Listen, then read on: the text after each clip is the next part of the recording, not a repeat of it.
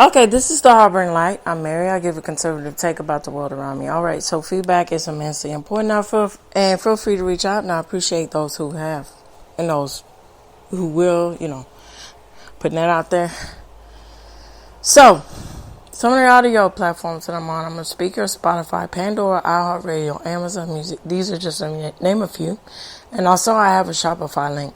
And on my Shopify link, I specifically have, and this is growing, but for right now, what I have on my Shopify link is custom-made t-shirts. If you want a new design, I can do that for you. All you got to do is email me, and the email to do that will be linked in this episode. And if you like custom-made tumblers, those the designs that I have, and if you want to request, more, feel free, just email me. So, and then if you have thoughts, of different merch, feel free to email me too. So, check it on out. All right, so this episode is all about fan theories about the show Psych. Here we go.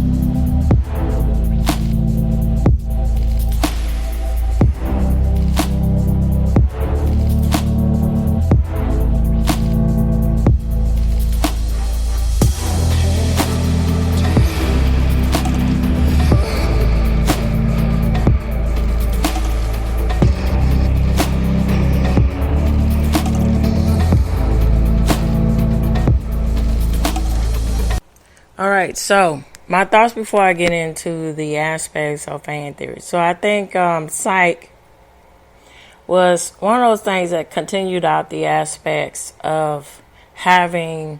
I put it in this category, so I like to know what you all think about the show Psych. So I consider Psych as sort of the MTV2,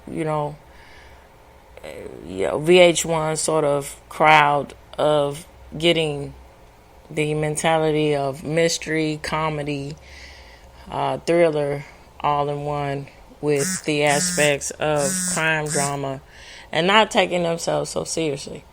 Now, Monk was more for, it was interesting with Monk, like the aspects of the late Tom Petty. So, Monk was specifically, it was supposed to be targeted for an older crowd. But, younger people were interested in it. I remember when I was growing up, I started watching Monk when I was about 14 or so. And, it interested me because, again, it reminded me of the aspects of the different shows that I grew up watching.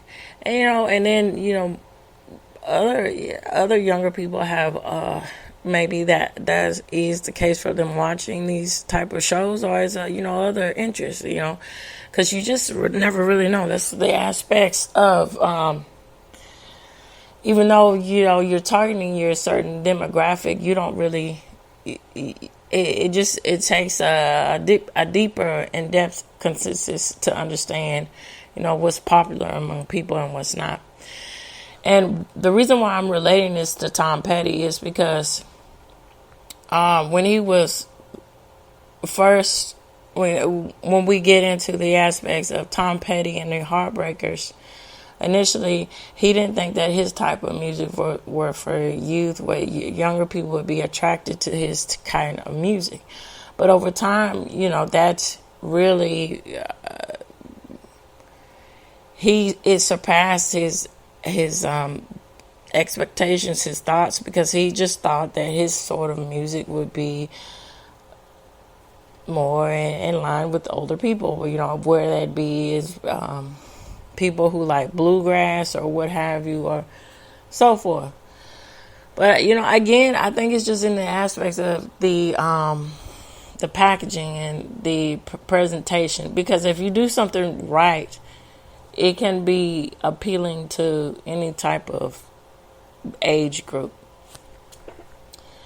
And Psych, you see a lot of the arch that is overall going on in these characters and the way they develop or they don't develop, and the way they have their outlook about life, and and the disposition that each character has with each other. And also the difference in between Psych and Monk is that Monk would talk about really staying in the realm of solving mysteries that go into the aspects of not getting too serious. And then what I mean by this is where Psych wasn't afraid to shy away from having the aspects of serial killers, and then having the aspects of changing the stereotype of what is considered to be, which is odd, what is considered to be the imagery of a stereotype, by having, for instance, a female, as a serial killer.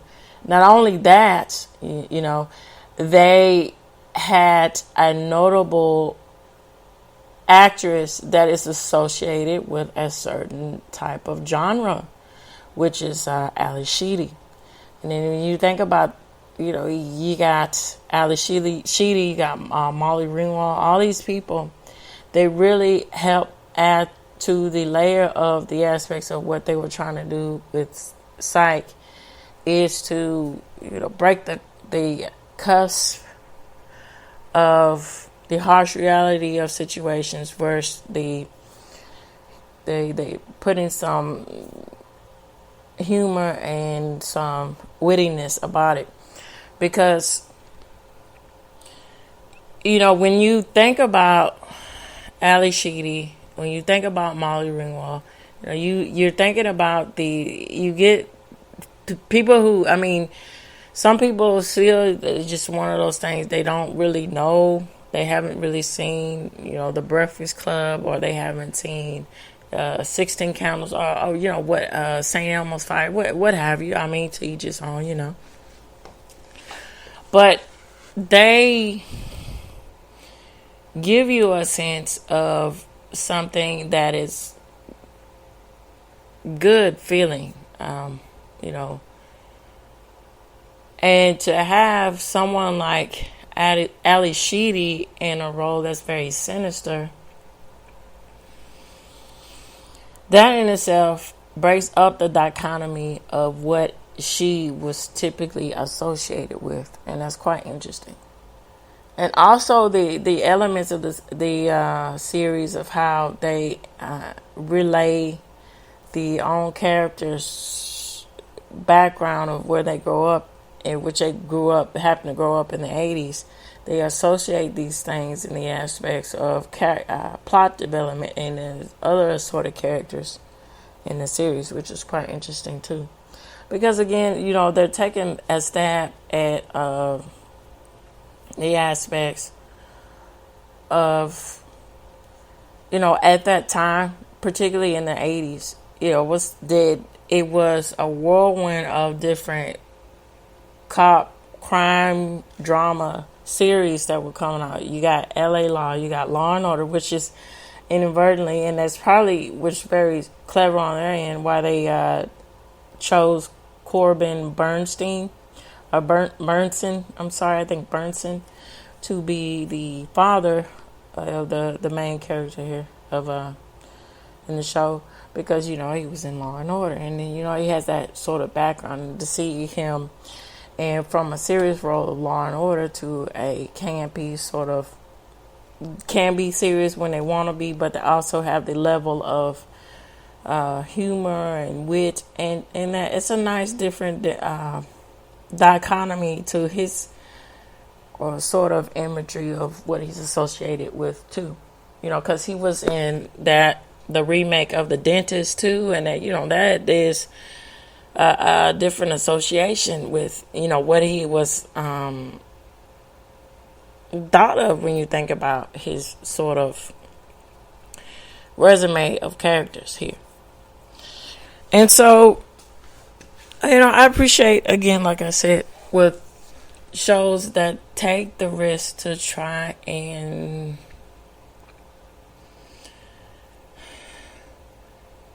put another take or another element in what is expected with the aspects of thriller, crime, and drama. Because, most of the time, well, really, when you see these shows now, they just churn out the same sort of thing, the same sort of mentality when you get into the aspects of these shows. Either someone has a motive to do this, and that typically is out of greed or what have you, or someone is this, someone is that, and the list goes on what is typically churned out, and it's just overly dramatic. And it's just nice to see a show that tries to flip it on its head and make light of that, because that in itself is commentary about the aspects of how does that fit in, and how do we get from point A to point B with people seeing these shows the way they do. And also, when you think in the midst of how does this relate to the aspects of which is strange, people having this fascination with the aspects of thriller, crime sort of podcasts, which, there has been in Poker Face, they were making light of that too, which is quite interesting. And then it's just nice to see these things. Okay, so with this said, I am going to get into the facts of the matter about the aspects of different fan theories when it comes to the show Psych. All right, so of course sources will be provided for you in this episode. Okay, so here we go. All right, let's pop this right up here so that I can get it.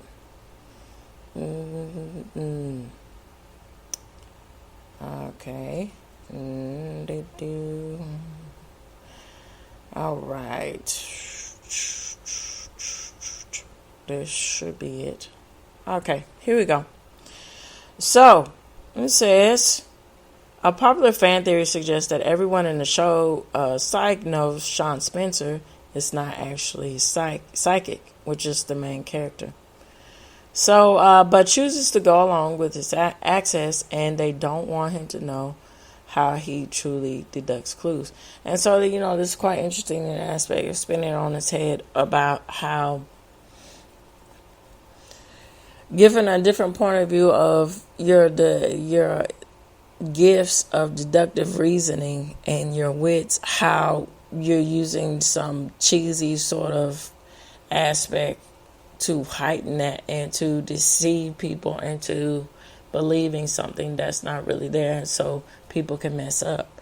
And that's quite interesting, because there's one episode where Sean is runs into a guy who claims to be psychic, what have you, And he says he can tell that he's just BSing and all that, because, him and himself, he knows that he is doing the same thing. And he's looking at all his tales and everything.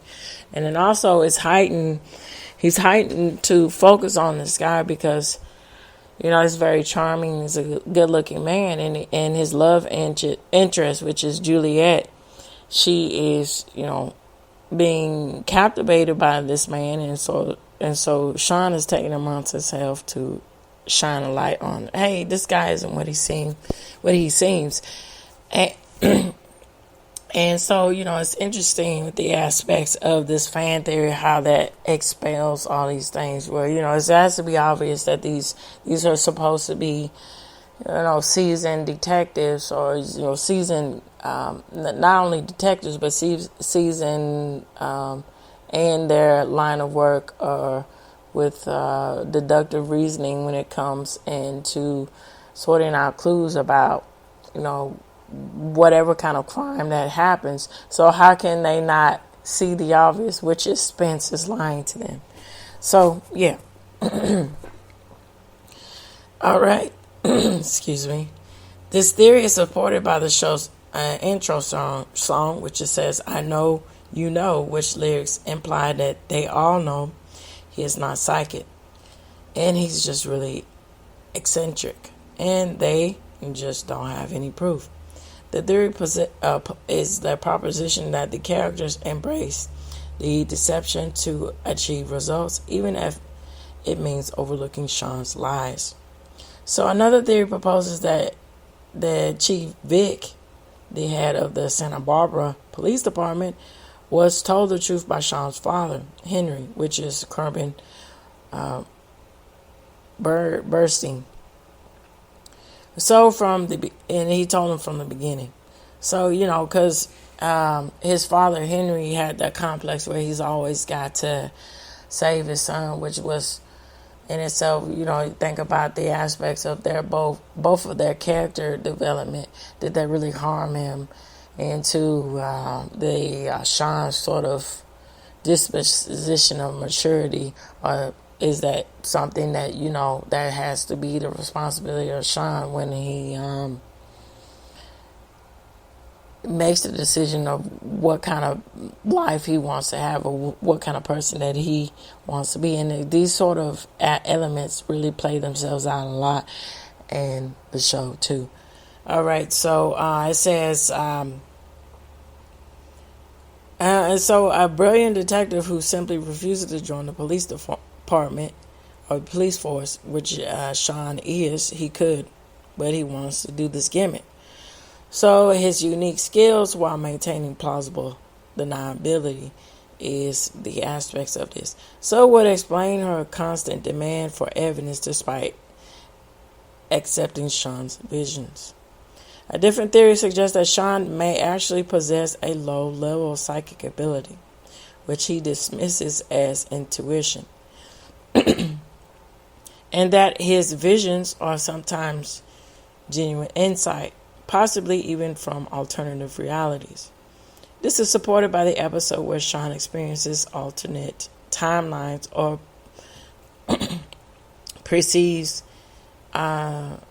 minute details that other miss these minor details. Well, obvious details, such as, well, it's not obvious, but these details that someone that knows how to foresight see the future or whatever, it's proof that he has some sort of psychic ability. However, this theory is not universally accepted, as the show's creators have not confirmed that. So another fan theory about Juliet O'Hare suggests that her preference for pantsuits stems from a need to separate her personal identity from a professional role, so helping her maintain a clear mental boundary. Another theory posits that Gus is a genius Gus is Sean's best friend. Gus is a genius who chooses to downplay his intellect, only activating it when necessary, which explains his vast knowledge and ability to manage Sean's finances, allowing them to afford their luxurious lifestyle. There's also a theory that the entire series finale Mr. Ying presents was a dream, and that the character Abigail is no longer dating Sean because she chooses to focus on helping third world countries. So, decisions confirmed in the episode Mr. Yang presents. Additionally, some fans believe that the show's creators see Frank's intentionally embedded clues into the song and the episode structure to hint at the character's awareness of Sean's deceptions. All right, so let's dig in a little bit deeper about some other assorted fan theories about Psych. So this fan theory says that Henry told Chief Vic the truth in the first episode.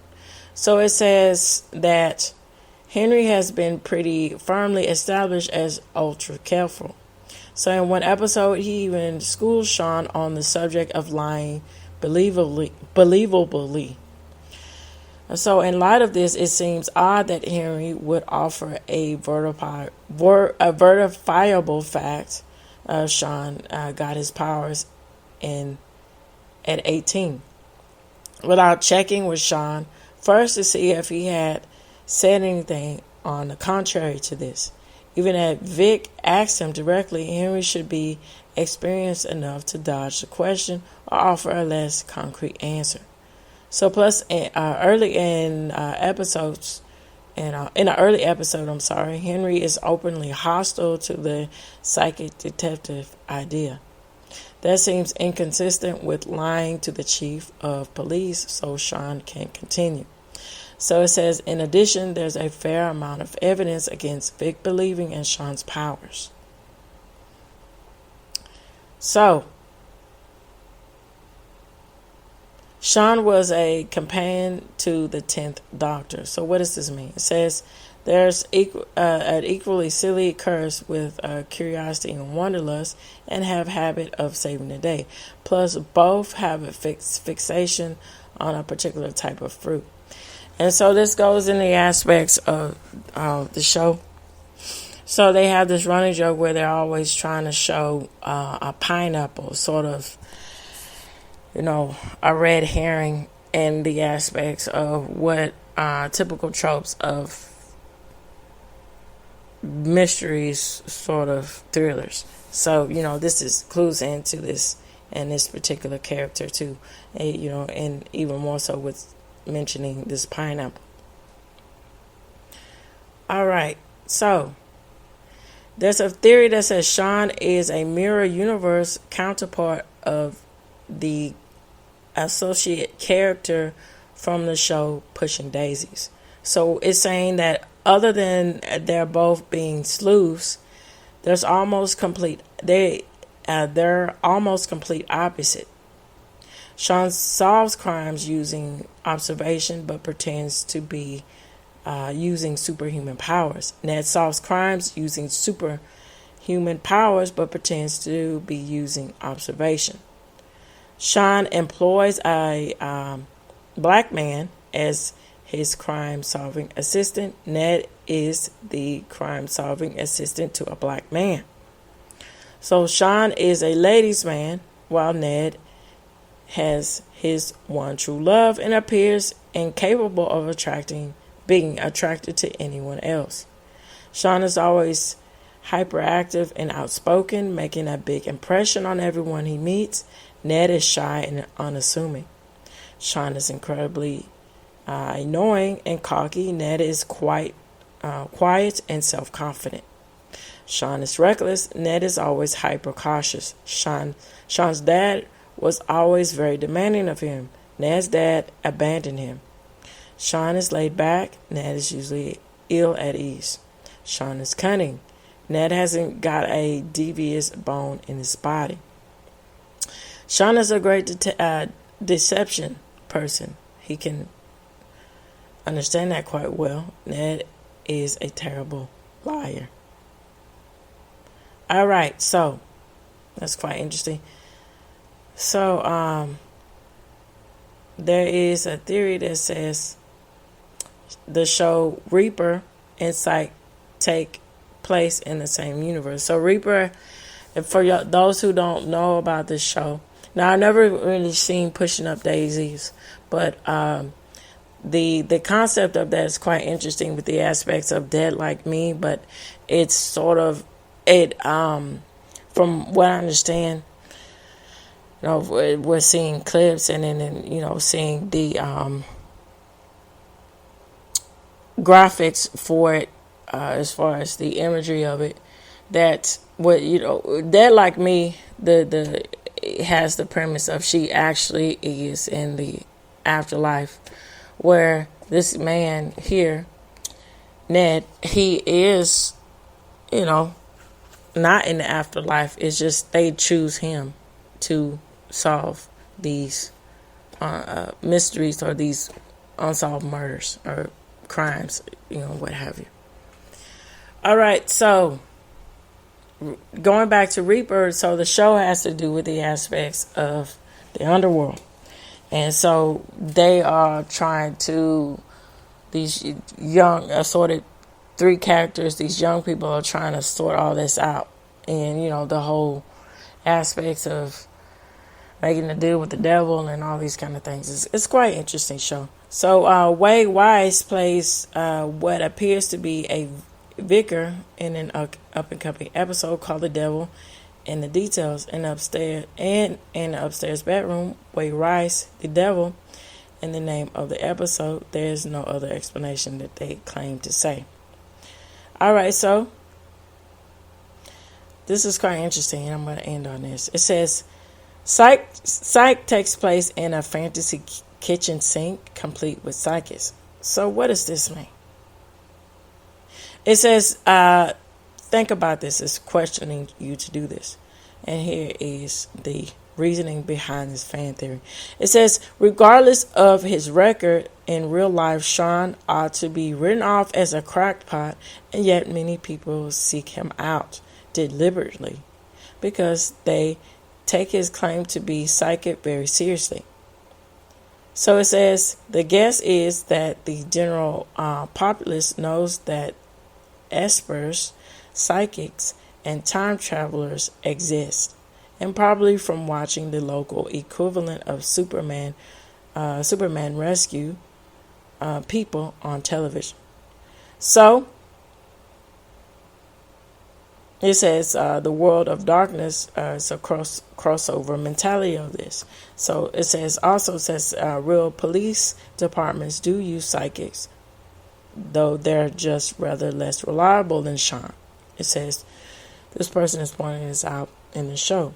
So there's at least 3 other times when someone besides Sean supports to have psychic abilities, and they seem to be telling the truth. Notably, Ivana, the fortune teller, actually guesses what Sean is thinking, and a particular episode of the Octopus